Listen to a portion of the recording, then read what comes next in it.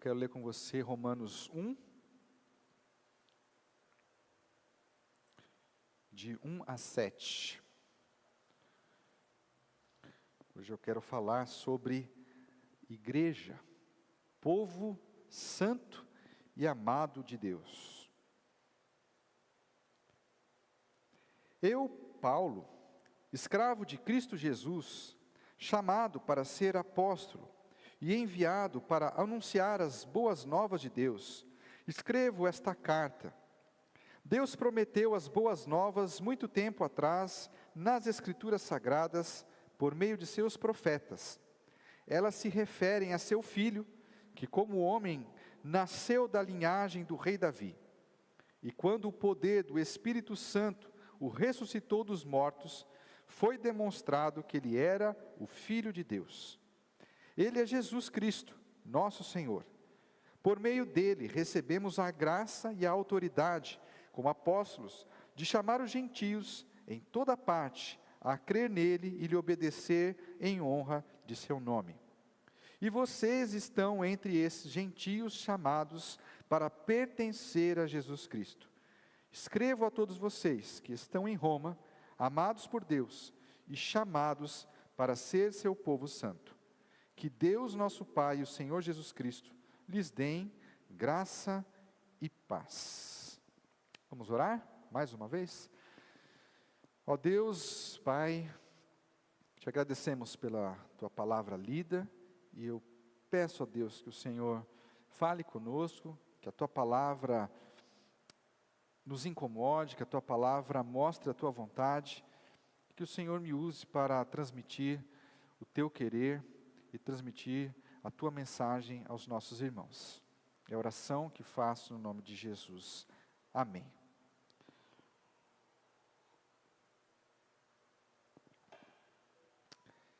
Com certeza, você já ouviu essa expressão que a primeira impressão é aquela que fica. Você já viu isso? E quando você conheceu uma pessoa nova, você conheceu alguém, você teve uma primeira impressão dessa pessoa.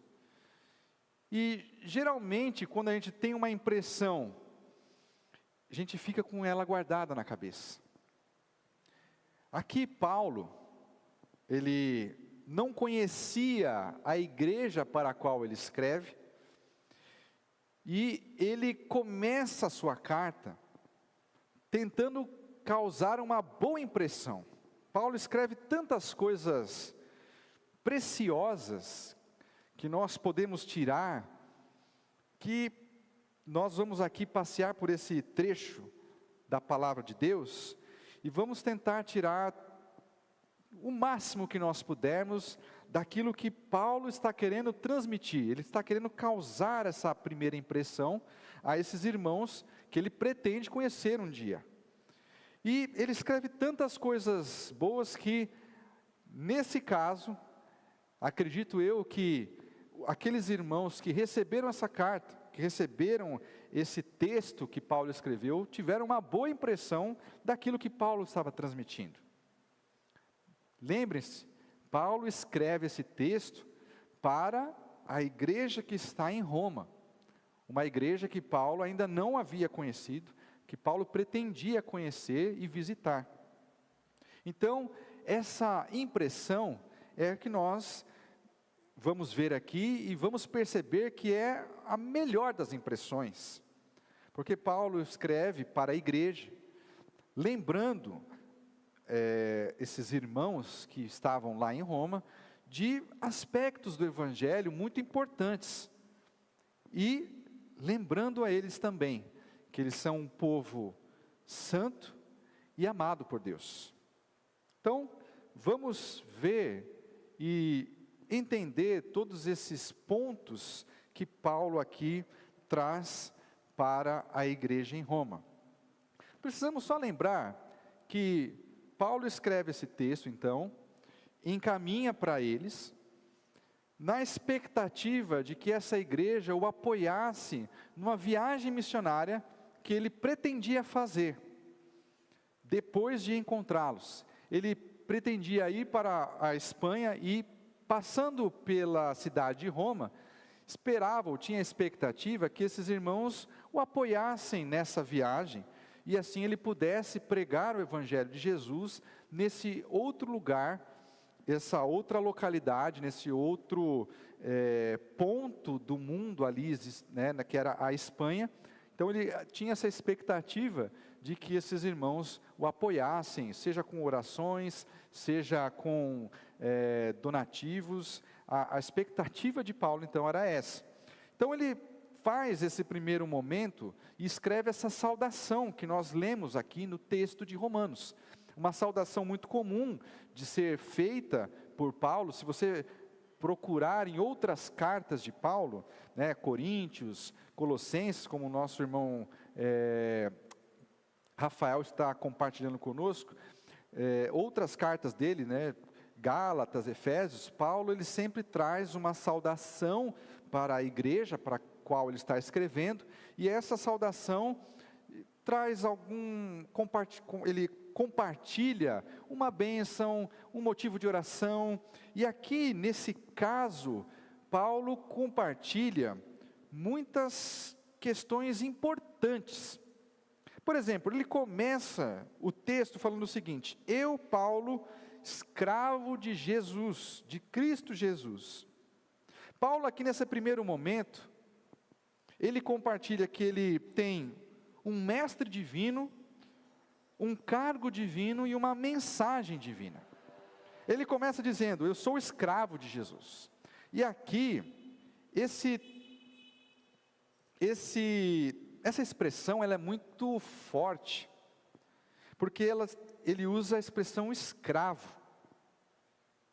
Paulo está querendo mostrar aqui que ele tem uma lealdade. Ele não está como que solto. Ele não está fazendo as coisas por si próprio. Ele tem um mestre, ele tem um Senhor. E ele se coloca nessa condição de alguém que não faz as próprias vontades. Porque um escravo, um servo, ele é aquela pessoa que cumpre a vontade do seu Senhor. Paulo está dizendo: olha, tudo que eu faço, todas as coisas que eu prego, tudo que eu digo, não é de mim mesmo, é por causa do meu Senhor. Eu faço isso porque eu sou escravo de Jesus. A minha lealdade não está em outras pessoas, mas sim em Cristo Jesus. E aqui essa expressão, ela faz referência àquela expressão do Antigo Testamento, que com certeza você já ouviu, que é o servo do Senhor.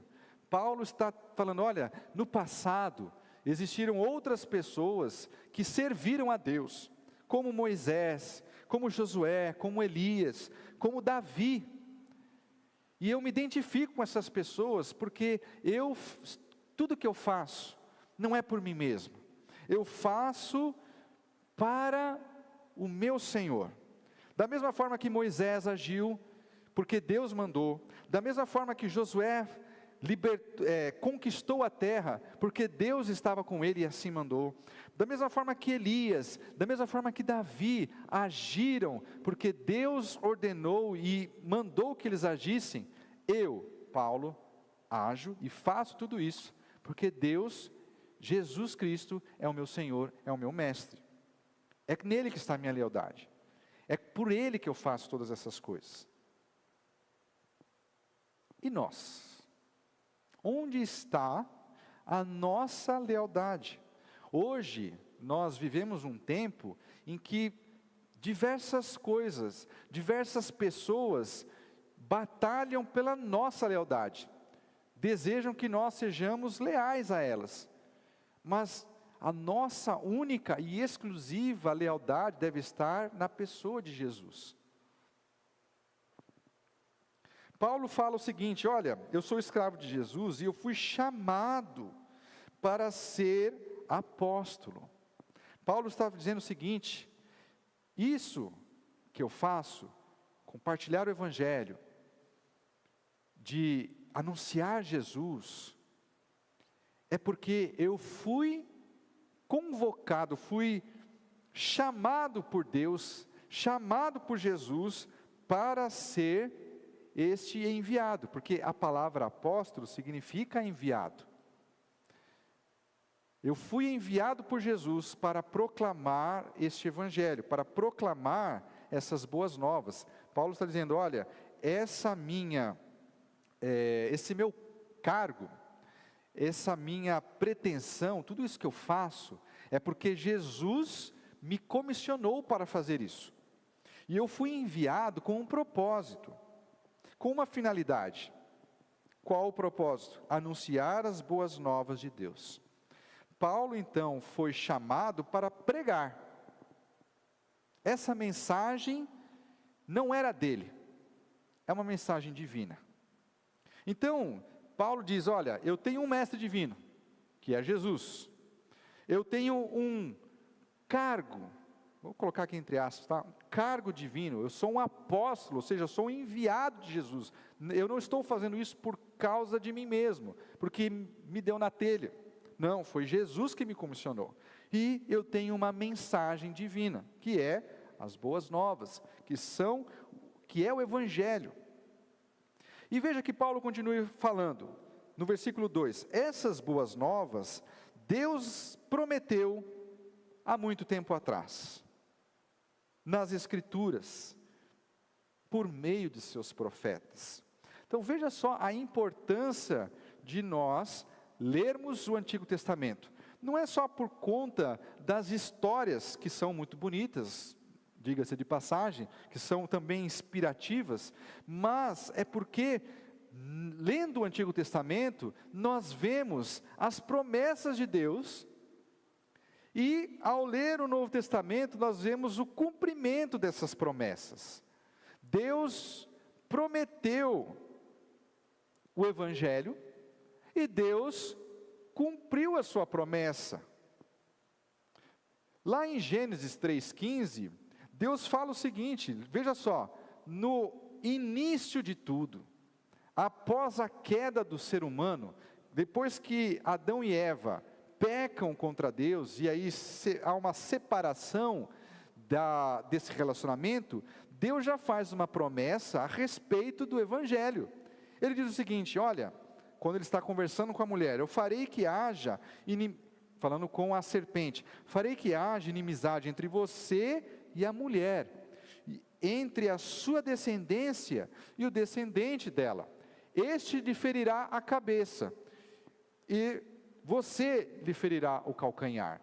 Aqui Deus já promete que essa obra que a serpente havia feito, de enganar a mulher, para que ela caísse, para que ela pecasse, e aí o homem também pecou.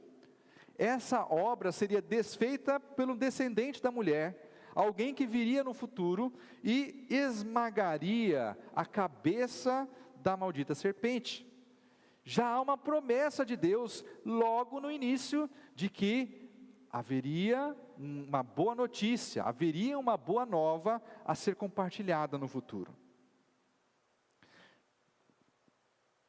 Paulo também, com certeza, tinha na sua mente a lembrança daquilo que o profeta Ezequiel compartilhou. Ezequiel, um profeta de Deus, que trouxe a mensagem do Senhor, mais ou menos uns 500, 600 anos antes de Cristo. Ele compartilha o seguinte, ele traz a seguinte profecia, a seguinte promessa de Deus. Deus está falando, por meio do profeta Ezequiel, para o seu povo. E ele diz assim, então, aspergirei sobre vocês água pura, e ficarão limpos. Eu os purificarei de sua impureza, e sua adoração a ídolos. Eu lhes darei um novo coração, e colocarei em vocês um novo espírito. Removerei seu coração de pedra, e lhes darei um coração de carne. Porei dentro de vocês meu espírito, para que sigam meus decretos e tenham o cuidado de obedecer a meus estatutos. E aí mais para frente ele diz assim, vocês serão o meu povo, e eu serei o seu Deus. Perceba, meus irmãos, que Deus vem prometendo boas notícias, vem prometendo essa mensagem maravilhosa há muito tempo. Deus nunca deixou o ser humano no escuro a respeito do que ele pretendia fazer. Deus sempre apontou e mostrou que, apesar do pecado do ser humano, apesar do afastamento dele, no futuro haveriam boas notícias. E essas boas notícias se cumpriram na pessoa de Jesus, conforme Paulo fala para nós no versículo 3. Paulo então diz, Deus prometeu as boas novas há muito tempo atrás, nas Escrituras Sagradas, por meio de seus profetas. Versículo 3, elas se referem, ou seja, as boas novas se referem ao seu filho, que como homem nasceu da linhagem de Davi.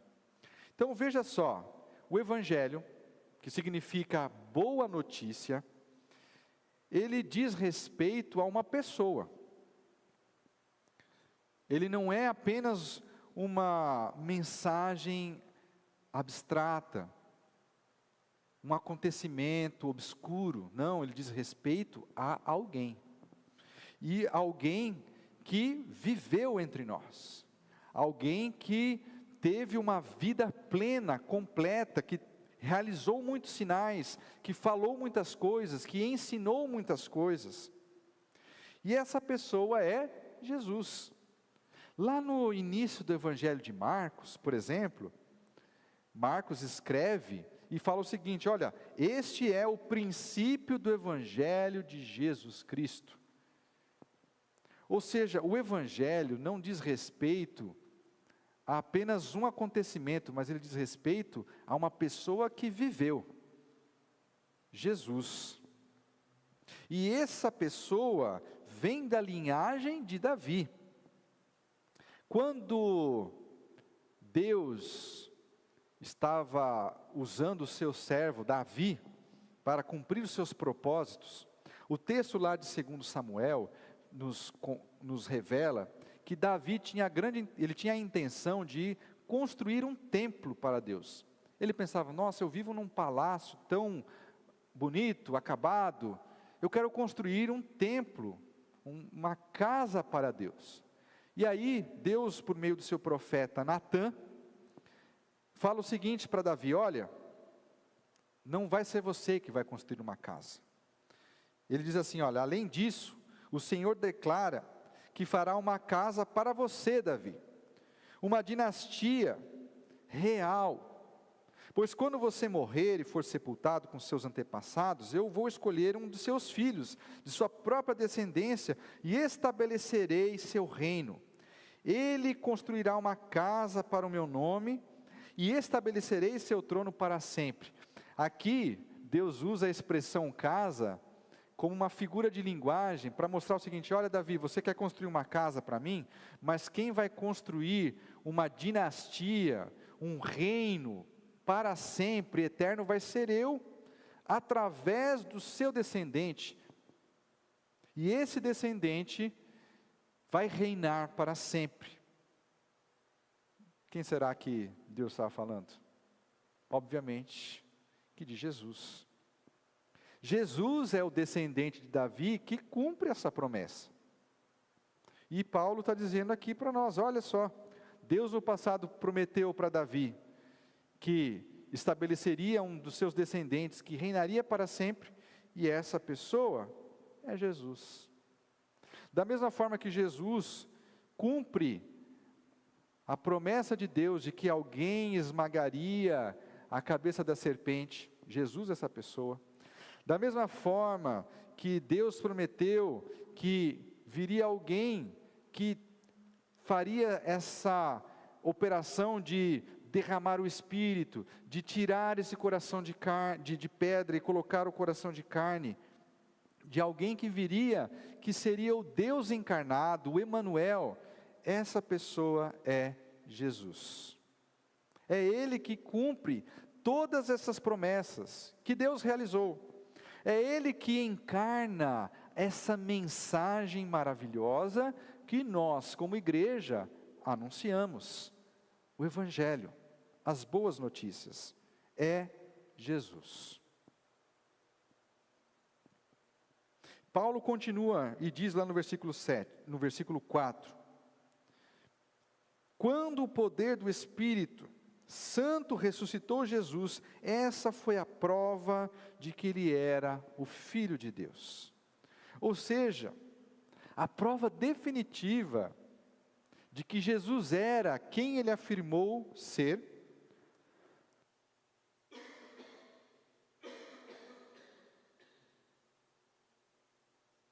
A prova definitiva é a ressurreição de Jesus.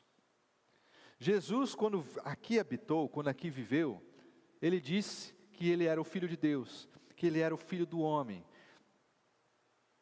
que ele e o Pai eram um. Se uma pessoa vem para nós afirmando ser o Filho de Deus, a gente vai desconfiar, não é verdade? Nossa, mas essa pessoa está dizendo que é igual a Deus e está aqui do meu lado. No mínimo, ou essa pessoa está dizendo a verdade, ou ela é maluca. Como vamos comprovar se essa pessoa está dizendo a verdade? Jesus afirmou que além de ser o Filho de Deus, além de ele e o Pai ser um, ele sofreria, ele seria morto, mas depois de 3 dias ressuscitaria. Os evangelhos nos narram Jesus afirmando isso várias e várias vezes. E então, o que ele disse que aconteceria com ele, realmente aconteceu, e ele ressuscitou. Então eu pergunto para você, será que Jesus era quem afirmou ser? Porque tudo aquilo que ele disse que aconteceria com ele, realmente aconteceu.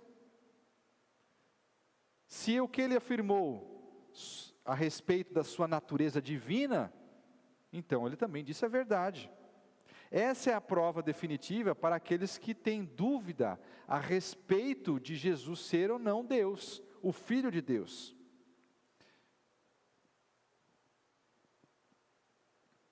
E essa prova foi tão impactante, mas tão impactante na vida dos discípulos, daqueles que viram Jesus ressuscitado, que essas pessoas se dispuseram a morrer por essa verdade.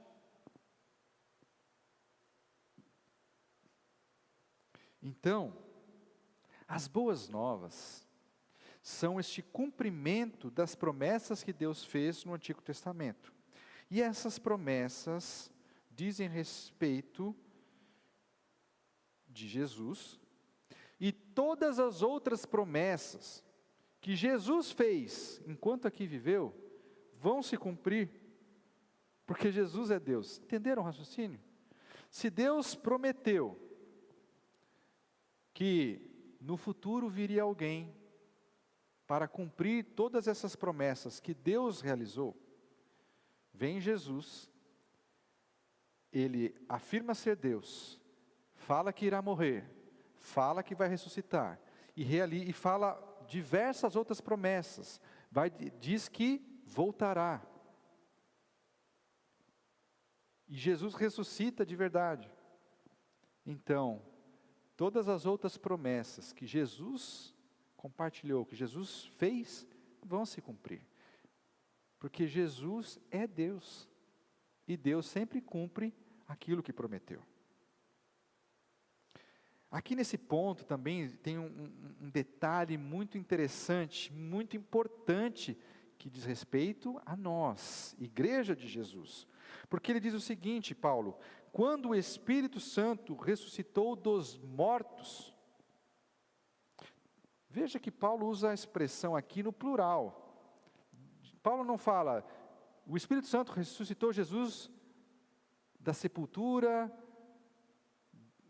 aquele que estava morto ressuscitou. Não, Paulo fala, que Jesus ressuscitou dos mortos, aqui há uma indicação de que nós, que um dia vamos morrer, ressuscitaremos por causa da ressurreição de Jesus.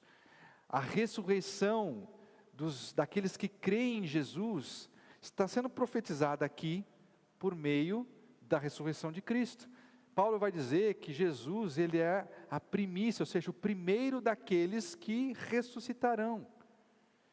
Se Jesus ressuscitou, nós temos a plena certeza, temos a esperança, a expectativa de que nós também um dia ressuscitaremos com Cristo. Amém por isso. Amém por isso. Então você, como eu, pode nutrir essa grande expectativa, nutrir essa alegria de que um dia nós vamos morrer, mas nós vamos ressuscitar, porque Jesus ressuscitou primeiro. Paulo continua explicando e dizendo o seguinte, no versículo 5, olha, é por meio dele, Jesus, que nós recebemos a autoridade para chamar as pessoas a crer e a obedecer o Senhor. Paulo está dizendo aqui que a finalidade da proclamação do Evangelho, a finalidade de tudo aquilo que ele faz, é chamar as pessoas para crer e obedecer a Jesus. E aqui, meus irmãos, eu preciso explicar para vocês esses dois verbos que Paulo usa. Primeiro, crer. A responsabilidade para que os outros creem, para que as outras pessoas creiam em Jesus, é nossa. Nós que temos que fazer as pessoas crerem em Jesus? Obviamente que não, porque a obra da fé, ela é uma obra do Espírito. Mas nós temos uma responsabilidade. Paulo vai dizer, por exemplo, lá mais à frente, na carta aos Romanos, Romanos 10, do versículo 13 ao 15 e 17, ele vai dizer que as pessoas somente creem porque ouviram o Evangelho. Ele diz assim, todo aquele que invocar o nome do Senhor será salvo. Mas como poderão invocá-lo se não crerem nele? E como crerão nele se jamais tiverem ouvido ao seu respeito? E como ouvirão a seu respeito se ninguém lhes falar?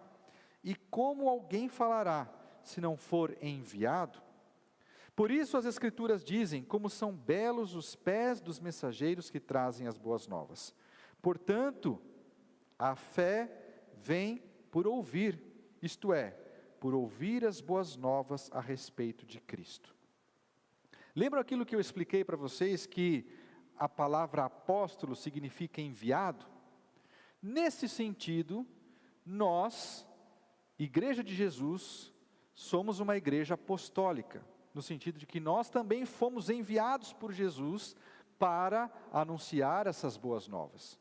Nós não somos uma igreja apostólica no sentido de que temos apóstolos, porque essa condição só foi dada àqueles que viram Jesus ressurreto. A condição para ser apóstolo é ter visto Jesus ressuscitado.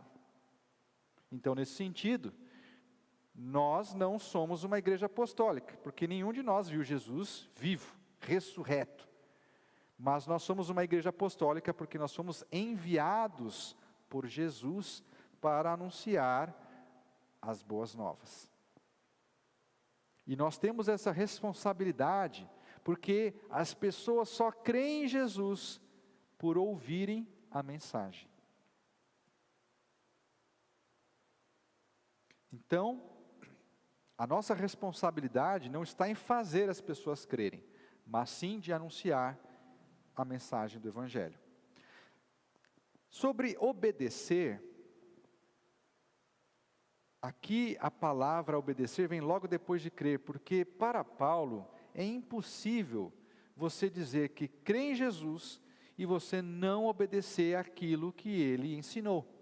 Se Jesus é quem afirma ser, o Filho de Deus, se Jesus ressuscitou dos mortos, pelo poder do Espírito Santo, se nós somos a sua igreja, que foi enviada para anunciar Jesus, então, nós temos que obedecer o que Jesus nos ensina, nós temos que cumprir e fazer aquilo que Ele nos mandou fazer. E obedecer aqui envolve ensinar. Como assim? Se para crer precisamos pregar e falar da mensagem, para que as pessoas obedeçam, elas precisam ser ensinadas. Afinal, foi isso que Jesus nos mandou. Lá no final do Evangelho de Mateus, Jesus fala o seguinte: toda a autoridade me foi dada no céu e na terra, portanto vão, façam discípulos de todas as nações, batizando-os em nome do Pai, do Filho e do Espírito Santo, e ensinem esses novos discípulos a obedecerem a todas as ordens que eu lhes dei. E aí vem o final para fechar, que é maravilhoso. E lembre-se disso: estou sempre com vocês até o fim dos tempos. Então nós temos essa responsabilidade de ensinar os novos discípulos a obedecerem tudo aquilo que Jesus ensinou. Por quê? Porque se cremos em Jesus, obedeceremos aquilo que Ele nos ensinou. E é por meio disso, ou seja, da fé e da obediência, que o nome de Jesus Cristo é honrado. É o que Paulo diz no final do versículo 5. Recebemos autoridade para chamar os gentios em toda parte e crer nele e lhe obedecer, em honra do seu nome. Crendo em Jesus e obedecendo os seus ensinamentos, nós traremos honra a Jesus Cristo. E aí Paulo fala o seguinte: vocês, meus irmãos, são esses que foram chamados para pertencer a Jesus. Vocês, chamados, que são a igreja de Jesus, foram chamados, convocados, convidados por Deus para pertencerem a Jesus. Nós, a igreja de Cristo, fomos chamados por Deus, fomos convocados, ouvimos a mensagem, fomos convencidos pelo Espírito Santo, e agora, como igreja, nós obedecemos às ordens, aos ensinamentos de Jesus. Nós somos esse povo santo e amado por Deus. É isso que ele fala no versículo 7. Vejam, Paulo está dizendo: olha, o Evangelho de Deus, prometido lá no Antigo Testamento, cumprido em Jesus, são essas boas notícias a respeito da vida que ele teve aqui, da morte, da ressurreição, essa promessa de que nós um dia também, depois de morrer, ressuscitaremos. Jesus é o Filho de Deus, que ensinou várias coisas, que nós cumprimos, nós, igreja, nós somos esse povo amado de Deus, nós somos esse povo santo. E aí, não tem como nós não lembrarmos, quando Paulo diz que nós somos um povo amado, do texto lá, mais à frente de Romanos, quando ele fala: quem nos separará do amor de Deus? Ele diz assim: olha, se Deus é por nós, quem será contra nós? Se Ele não poupou nem mesmo o seu próprio Filho, mas o entregou por todos nós, acaso não nos dará todas as outras coisas? Se o principal, que é Jesus morrer por nós, E esta morte de Cristo é a prova de que Deus nos ama. Se isso Deus nos deu, com certeza todas as outras coisas que são menores dentro desse grau de hierarquia divina, Deus também nos dará. E isso é a prova de que nós somos amados por Deus. Porque Ele nos deu o seu Filho, também nos dá bênçãos, como os irmãos aqui compartilharam, de cuidado, bênçãos espirituais, de entendimento, de esperança, de uma vida de alegria, uma vida plena, aqui, já neste mundo. Essa é a prova de que nós, essa igreja de Jesus, somos amados por Deus. E Paulo também diz, olha, vocês além de serem amados por Deus, vocês são o povo santo. Ou seja, vocês foram separados por Deus para um propósito. Aqui, a palavra santo não diz respeito a um estilo de vida, não diz respeito a uma ética, ou seja, de que nós temos que ser 100%, de que nós devemos ser 100% santos, não devemos fazer nada errado, até porque nós não conseguimos, né? Nós não conseguimos fazer isso. Mas aqui a palavra santo, ela diz respeito à separação, a uma condição, uma posição que nós temos agora diante de Deus. Nós somos um povo que tem uma posição de separação para propriedade exclusiva de Deus, para que Deus haja por meio de nós. Pedro vai dizer, por exemplo, olha, vocês são geração eleita, sacerdócio real, nação santa, povo de propriedade exclusiva de Deus, com a seguinte finalidade, a fim de proclamar as virtudes daquele que o chamou das trevas para a sua maravilhosa luz. Então nós, como igreja de Jesus, povo amado de Deus, povo santo, temos a finalidade, fomos chamados para proclamar as virtudes, tudo aquilo que Deus fez pela humanidade, enviando Jesus para morrer por nós. E isso é a prova do amor de Deus.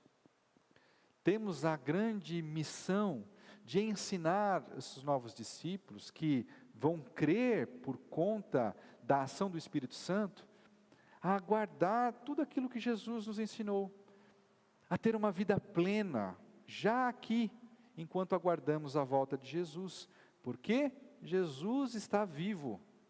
A ressurreição de Cristo é algo real, é algo verdadeiro. E nós testemunhamos isso para as pessoas. Então, meus irmãos, nós como igreja de Jesus, povo amado por Deus, povo santo, temos esse grande privilégio de ver as promessas de Deus feitas lá no Antigo Testamento se cumprindo em Jesus, e de proclamar, de anunciar, de mostrar tudo isso para as pessoas. E é por isso que nós fazemos tudo isso com alegria, com satisfação. Nós, igreja de Jesus, povo amado, povo santo. Que Deus complete essa palavra nos nossos corações.